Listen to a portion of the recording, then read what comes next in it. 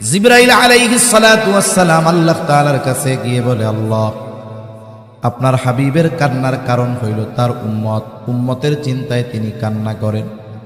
আল্লাহ তাআলা সব কথার জবাব এক কথা দিয়ে জানায় দিলেন যে, যাও মুহাম্মদকে গিয়ে জানায় দাও, আমি অচিরেই তাকে তার উম্মতের ব্যাপারে সন্তুষ্ট করব, আমি তাকে তার উম্মতের ব্যাপারে অসন্তুষ্ট করব না।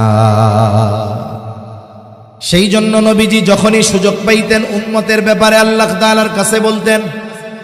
মেরাজে গেছেন, নিজের জন্য নিজের পরিবারের জন্য বলেন নাই, ওইখানে গিয়েও আমার আপনার নবী আমাদেরকে ভুলে যান নাই। এই নবীর উম্মতের প্রতি এমন দরদ, উম্মতের দ্বারা আঘাতপ্রাপ্ত হওয়ার পরেও তাদের ব্যাপারে তিনি বরদোয়া করেন নাই। তায়েফের ঘটনা এটা আমাদের সকলের জানা আছে। তায়েফের মানুষেরাও নবীজিকে পাথর দিয়ে এমন ভাবে আঘাত করেছে, নবীজিকে যেই পাথরগুলো দিয়ে আঘাত করেছে ওগুলো ছোট ছোট ছিল না, বড় বড় ছিল, ধারালো ছিল, চোখা ছিল। যখন ওই ধারালো পাথর, চোখা পাথর নবীজির গায়ে আঘাত করেছে, গায়ের মধ্যে ক্ষত হয়েছে, রক্ত বের হওয়া শুরু হয়ে গেছে। রক্ত বেয়ে বেয়ে পড়ে শরীরের পোশাক ভিজে গেছে। এবার গা বেয়ে বেয়ে, পা বেয়ে বেয়ে রক্ত জুতার মধ্যে ঢুকে ওই রক্ত শুকায়া জুতা নবীজির পায়ের সাথে আটকে গেছে।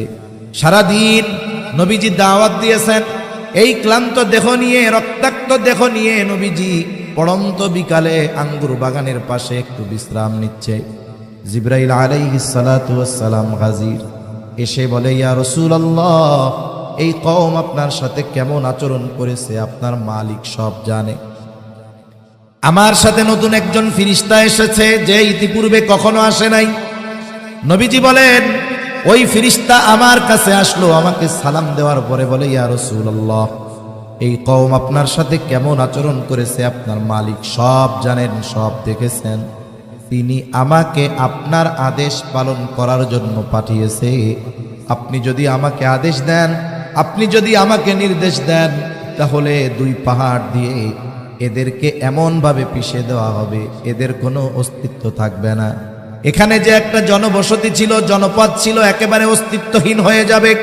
আপনি যদি শুধু আদেশ দেন, দুই পাহাড় দিয়ে এদেরকে পিষে দেওয়া হবে। এই কথা বলবার পর নবীজি একটু আরাম করতেছিলেন, এবার নবীজি উঠে বসলেন। এই ফেরেশতার কথার জবাবে নবীজি কি বলেন?